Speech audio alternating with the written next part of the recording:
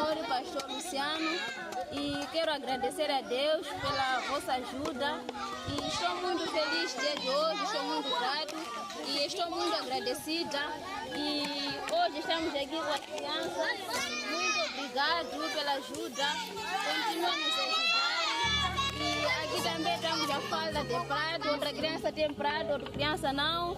Queremos que sempre continue a nos ajudar para a parte de prato. E já chegou a hora de almoço, queremos servir para as crianças comerem.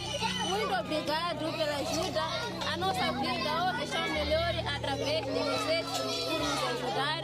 Muito obrigado. Deus vos abençoe. Salve de palmas.